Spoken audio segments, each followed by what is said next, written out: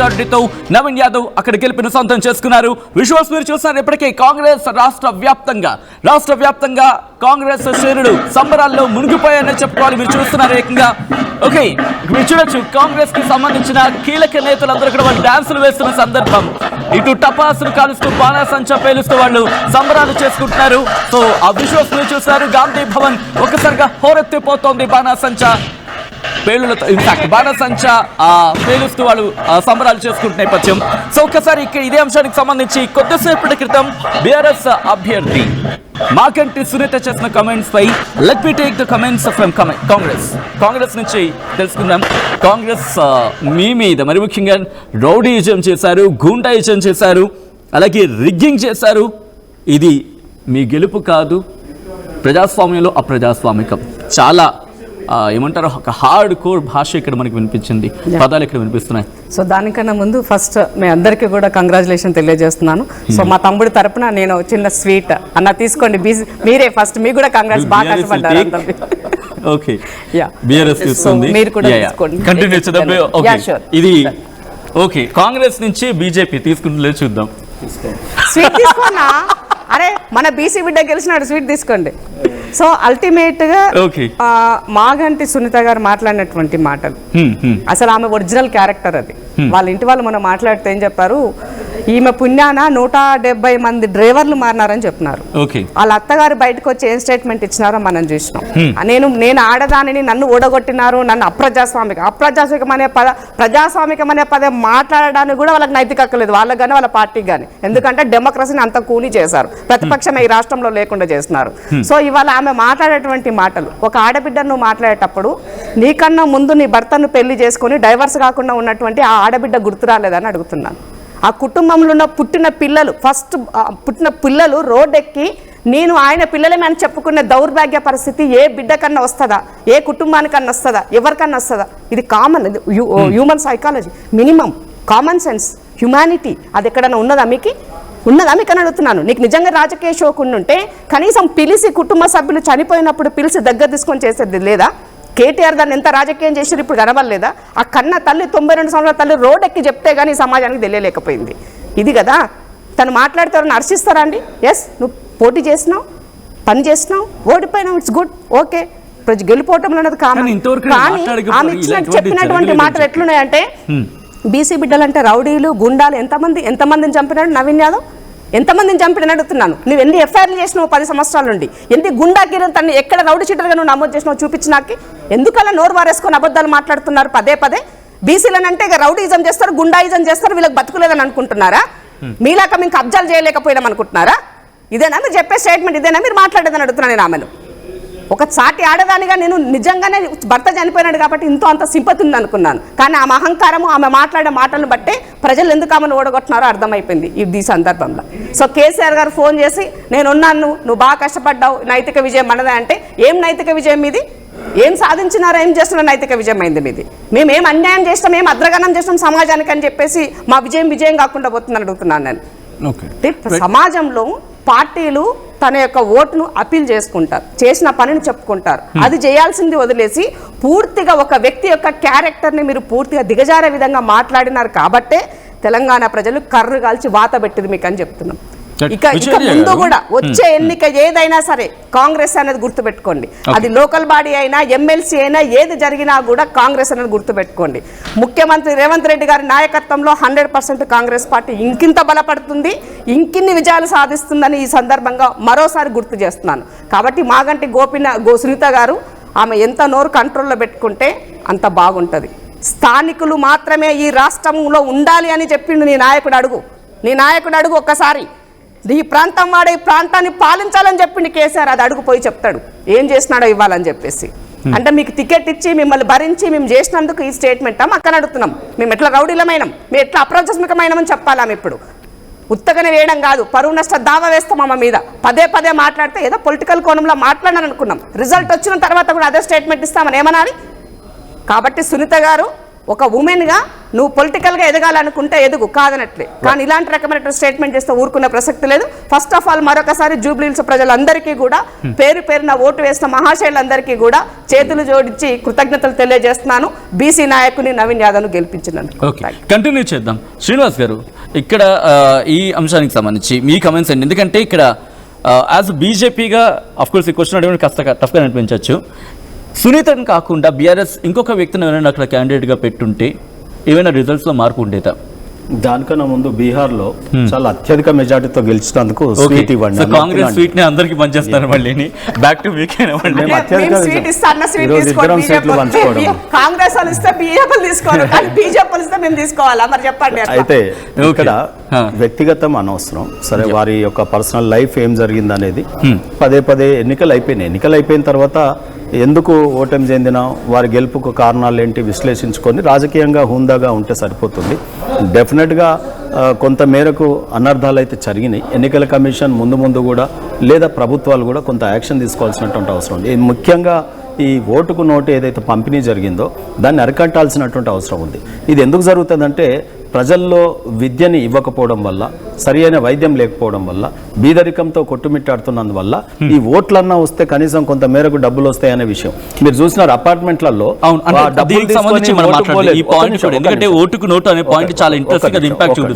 రెండోది ఏంటంటే మీరు అపార్ట్మెంట్ లో చూసినట్టయితే కాంగ్రెస్ పార్టీ నాయకులు పోయి మళ్ళీ తిరిగి మా డబ్బులు ఇవ్వండి అని అంటే, ఒక అపార్ట్మెంట్లో ఒక 100-120 ఫ్లాట్లు ఉన్నాయనుకోండి, ఒక యావరేజ్గా 5,000 రూపాయలు ఇచ్చినట్టుగా మనకు రిపోర్ట్ అందుతూ ఉంది అపార్ట్మెంట్లలో. ఆ 5,000 రూపాయలు ఒక ఓటుకు ఇస్తే దాంట్లో ఉన్నటువంటి వేల మందికి ఎన్ని లక్షల రూపాయలు అక్కడ ఒక అపార్ట్మెంట్లో చేరినాయి. వాటిని రిటర్న్ అడుగుతా ఉన్నారు, లేదా అపార్ట్మెంట్లో వచ్చే ఖర్చులైనా ఖర్చు పెట్టమని అడుగుతా ఉన్నారు.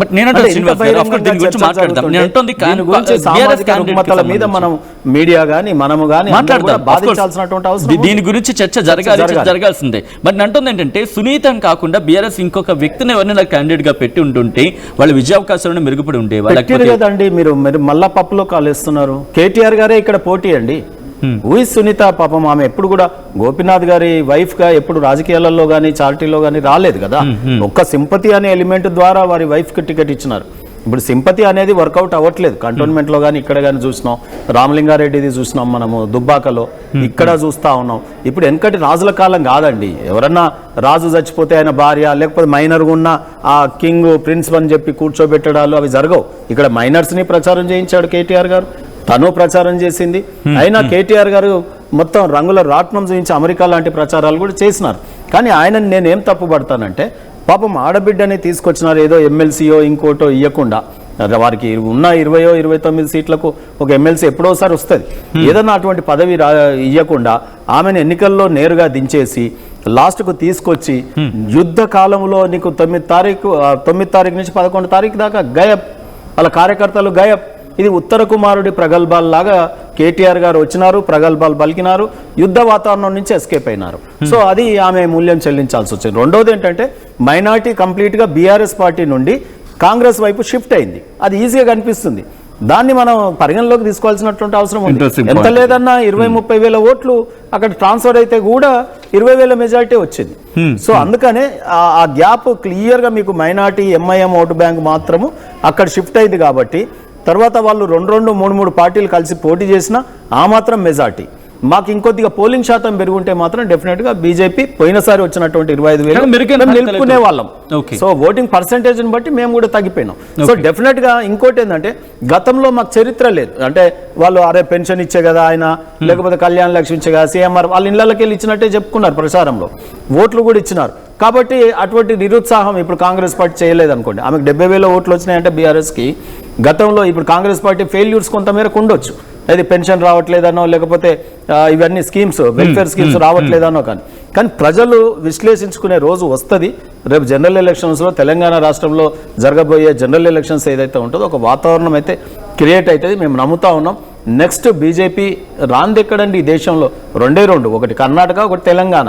తెలంగాణలో ఇవాళ ఎంఐఎంని ధీటుగా ఎదుర్కోవాలంటే తప్పకుండా ఇవాళ జరుగుతున్న టెర్రరిజాన్ని కానీ, ఎక్కడ బాంబు పేలుళ్లు జరిగినా హైదరాబాద్ మూలాలు వెళ్తా ఉన్నాయి. ఇప్పుడు ఇంకోటి చెప్తా ఉంటాను నేను, షేక్పేట్లో కొన్ని దాంట్లో మాకు 0 వచ్చినాయి ఆ బూత్లలో. మరి బీఆర్ఎస్కు కూడా 0 వచ్చినాయి. మరి కాంగ్రెస్కి ఎందుకు పడ్డాయి అంటే, ముస్లిమ్స్ ఉన్న దగ్గర కంప్లీట్ ఓటు బ్యాంక్ అనేది వారు ఎంఐఎంకు వేసుకోవడమో లేకపోతే కాంగ్రెస్కి వేయడమో జరుగుతూ ఉంది. అంటే కాంగ్రెస్ ఎంఐఎం ఒకటే పార్టీ, దాని ఏదంటే అన్న తమ్ములు కలిసి పోటీ చేసినట్టుగా ఉంది. కాబట్టి ఇది ఎక్కడో ఒక దగ్గర ఒక రోజు వస్తుంది. తెలంగాణలో కూడా అటువంటిది వచ్చినప్పుడు మాత్రం బీజేపీ తప్పకుండా మేము గెలిచే ప్రయత్నం చేస్తాం. రైట్. క్యాండిడేట్ అడిషన్స్ కూడా మోర్ ఇంపార్టెంట్. వారు అన్నారు బీసీ, ఇప్పుడు బయట బీసీ ఉద్యమం జరుగుతూ ఉంది, దాన్ని కొంత మేమే బీసీ క్యాండిడేట్కి ఇచ్చినాం, వాళ్ళిద్దరు కాదు అనే ప్రచారం కూడా ఉధృతంగా చేసినారు. నేను చూసినాను కుల సంఘాలలో, దీంట్లో చాలా విపరీతమైన కుల సంఘాల మీటింగ్లు అంటే గెలుపు నేపథ్యంలో అనేక కారణాలు దోహదపడి ఉండొచ్చు. సో దట్ మే డెఫినెట్ గా అనేక ఫ్యాక్టర్స్ ఉంటాయండి. గెలుపు అనేది ప్లస్ పనిచేసే తత్వం ఉన్నటువంటి వ్యక్తి అనేది వాళ్ళకి గెలుపు అనేది గెలుపు అనేది ఎప్పుడు కూడా ఒక ఫ్యాక్టర్ పనిచేయదు. క్యాండిడేట్ ఉండాలి, పార్టీ ఉండాలి, గతంలో చరిత్ర, పరిపాలనా విధానాలు ఇవన్నీ కూడా కౌంట్ అవుతాయి. ఆ రోజున్న పరిస్థితులు ఇవన్నీ కూడా కౌంట్ అవుతాయి. తప్పకుండా రాజకీయ పార్టీలుగా మేము విశ్లేషించుకోవాలి. మేమేం ఫామ్ హౌస్లలో వండుకునేటోళ్ళం కాదు, మాకేం ఫామ్ హౌస్ లేవు. మరి ఓడిపోయినప్పుడు బయటకు రావాలి సార్. ఓడిపోయినప్పుడు దాన్ని హుందాగా స్వీకరించే గుణం కూడా రావాలి. నేను ఓడిపోయినప్పుడు ఫామ్ హౌస్ లో పడుకుంటా, గెలిస్తే ముఖ్యమంత్రి అయితేనే వస్తానంటే ఎట్లయితే కాదు కదా ప్రజాస్వామ్యం. ఓడిపోయినా ఇప్పుడు మేము మా ఆర్గ్యుమెంట్ మేము చేస్తా ఉన్నాం. అక్కడ జరిగిన విషయాలు కనీసం ప్రజలకు తెలియజేస్తా ఉన్నాం. ఫ్యూచర్ ఎన్నికలలో అలా జరగకుండా ఉండాలంటే మేము బయటకు రావాలి, పోరాడాలి నిరంతరం. యుద్ధ వీరుడు లాస్ట్ కు తుదికంట పోరాడాలి, కానీ మధ్యలో తట్టెత్తి పోతే అది పోరాటం గురించి ఎందుకు ప్రపంచం రెండు ఓట్ల నుంచి రోజు ఏకంగా దేశాన్ని మెజార్టీతో. ఓకే, సో విజయార్య గారు మీ దగ్గరకు వచ్చే ప్రయత్నం చేస్తాను. సునీత కాకుండా ఇంకో క్యాండిడేట్ ఎక్కడ పెట్టుంటే బాగుంటుంది అనే టాక్ బీఆర్ఎస్ లో కూడా ఉంది అనేది జరుగుతున్న చర్చ, చాలా మంది తెలిసిన విషయం. Is it true? ఒకవేళ ఎవరైనా పెట్టుంటే ఇంకా మెరుగైన ఫలితాలు ఉండేవా, లేకపోతే ఇంకా కొంచెం లాస్ అయ్యేవాళ్ళు? అభ్యర్థి విషయంలో ఇందిరా శోభన్ గారు చెప్పిన సందర్భం కావచ్చు, శ్రీనివాస్ గారు చెప్పిన సందర్భం, విశ్లేషణలో భాగంగా క్యాండిడేట్ను మార్చడం వల్ల జరిగే లాభం ఎంత, నష్టం ఎంత అనేది అన్ని బేరీజ్ వేసుకున్న తర్వాతనే క్యాండిడేట్ను డిక్లేర్ చేయడం జరిగింది. ఎందుకనంటే ఇక్కడ మాకు జిహెచ్ఎంసీ పరిధిలో కంప్లీట్గా 15 సీట్లు బీఆర్ఎస్కు ఉన్నాయండి. ఓటు బ్యాంకులో భాగంగా ఈరోజు తెలంగాణ రాష్ట్రం వచ్చే వరకే మేము పోరాటం చేసినా కానీ తెలంగాణ వచ్చిన తర్వాత అందరూ ఆంధ్ర తెలంగాణ బిడ్డలంతా సమానమే, 2 కళ్ళు అని చెప్పి కేసీఆర్ గారు ప్రకటించడం జరిగింది. కాబట్టి ఇక్కడ విశ్వసనీయత అనేది చాలా ముఖ్యం. కాబట్టి క్యాండిడేట్ సరే ఇప్పుడు సోదరిమణి కాబట్టి చనిపోయిండ్రు కాబట్టి ఖచ్చితంగా ఆమెకు ఇవ్వాల్సిందే, హక్కు ఆమెది కాబట్టి ఇవ్వడం జరిగింది. అభ్యర్థిని మార్చడం అనేది హక్కే.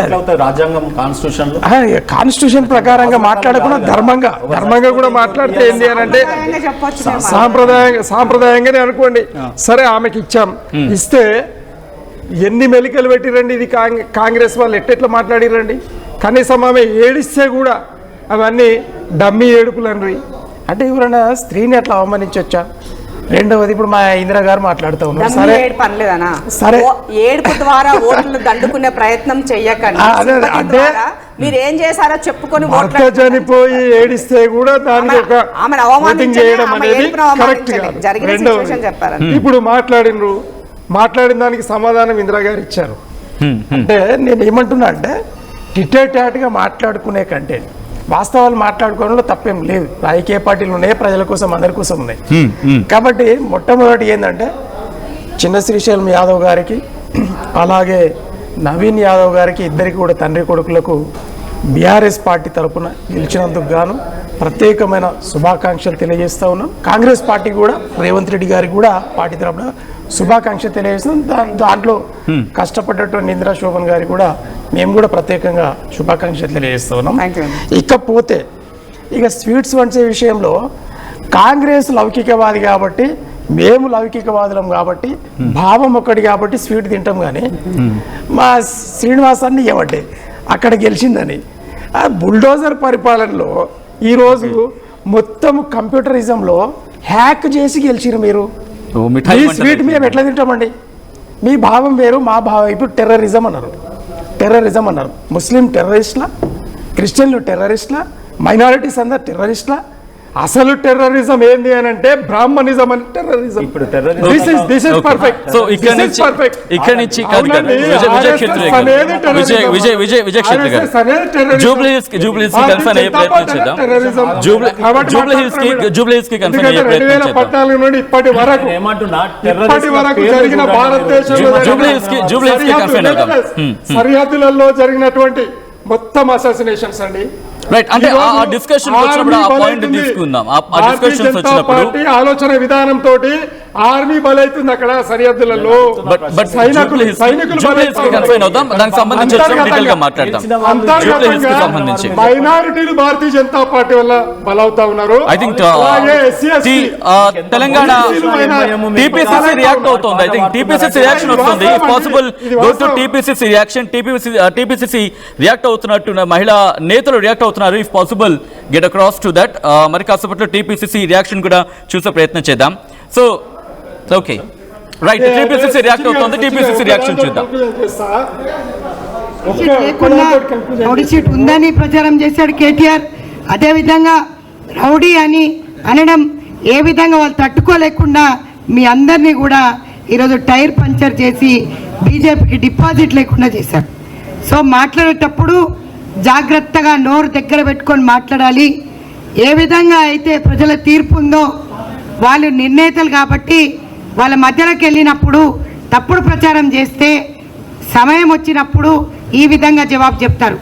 అదేవిధంగా జూబ్లీ ఓటర్లందరికీ కూడా మాషేలకు, మహిళలకి, తమ్ముళ్ళకి, ఆ కాన్స్టిట్యున్సీలు ఉన్న మొత్తం ప్రజలందరికీ కూడా ధన్యవాదాలు తెలియజేస్తున్నా. Thank you.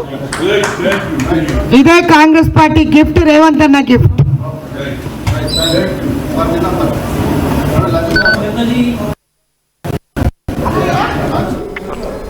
విజువల్స్ మీరు చూస్తున్నారు. కాంగ్రెస్ అభ్యర్థి నవీన్ విజయం సాధించారు. రిజల్ట్స్ బ్రేకింగ్ మీరు చూస్తున్నారు ఆర్టీవీ స్క్రీన్ మీద. జూబ్లీ హిల్స్ లో కాంగ్రెస్ గ్రాండ్ విక్టరీ కొట్టింది.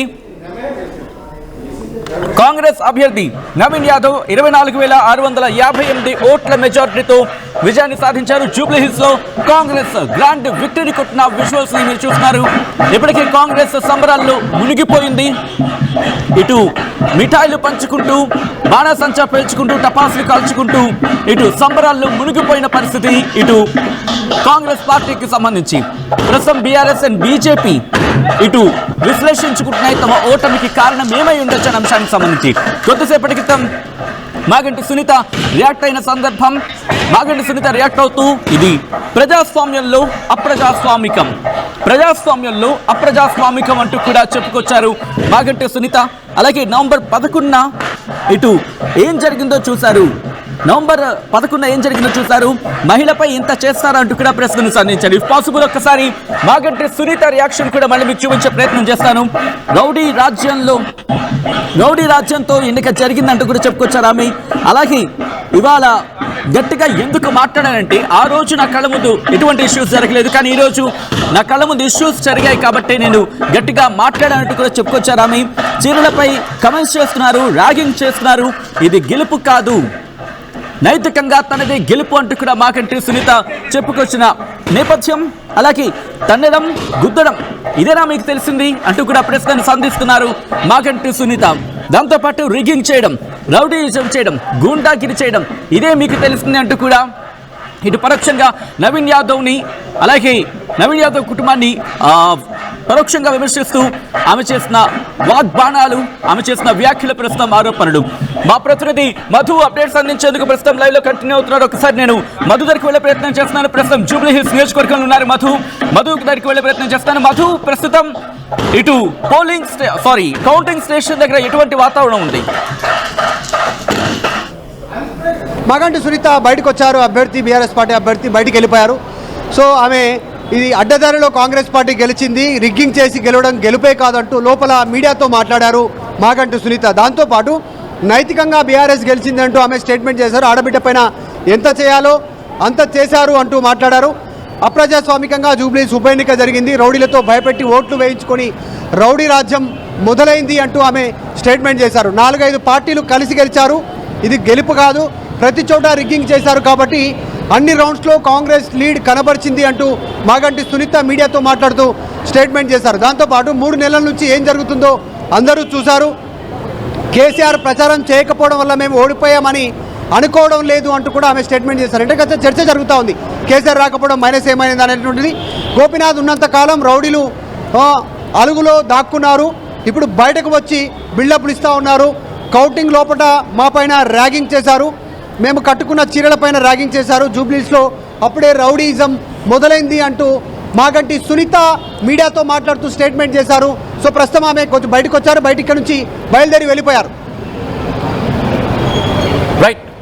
రైట్ మధు, ప్రస్తుతం నవీన్ యాదవ్ ఎక్కడున్నారు? నవీన్ యాదవ్ ఎప్పుడు మాట్లాడే అవకాశం కనిపిస్తోంది? ఎగ్జాక్ట్లీ, నవీన్ యాదవ్ కౌంటింగ్ కేంద్రంలో ఉన్నారు. విజయం ఖరారైంది కాబట్టి జనరల్గా ఉండేటువంటి ప్రొసీజర్, అఫీషియల్ ప్రొసీజర్ తర్వాత నవీన్ యాదవ్ బయటికి రానున్నారు. నిజంగా ఇప్పుడు మొత్తం జూబ్లీహిల్స్ ఉప ఎన్నికల్లో రికార్డు మెజార్టీ నవీన్ యాదవ్ సాధించినటువంటి సిచ్యువేషన్. గతంలో మాగంటి గోపీనాథ్ రికార్డ్ని నవీన్ యాదవ్ బ్రేక్ చేశారు. మొదటి నుంచి కూడా కాంగ్రెస్ పార్టీ ఎంచుకున్నటువంటి విధానం, బీసీ అభ్యర్థి స్థానికుడు నవీన్ యాదవ్ని ఎంచుకోవడంతోనే కాంగ్రెస్ పార్టీకి ప్లస్ అయింది అనేటువంటిది చర్చ కొనసాగుతూ ఉంది. సో మొదటి నుంచి నవీన్ యాదవ్ కాన్ఫిడెన్స్ కనపడింది టికెట్ అనౌన్స్మెంట్ అయినప్పటి నుంచి కూడా. సో అదేవిధంగా ప్రచార తీరు, తర్వాత క్యాంపెయినింగ్ సంబంధించినటువంటి విషయంలో మంత్రులు, ముఖ్యమంత్రులు పాల్గొనడం ఇదంతా ప్లస్ అయినటువంటి సిచ్యువేషన్. ప్రస్తుతం నవీన్ యాదవ్ కౌంటింగ్ కేంద్రంలో ఉన్నారు.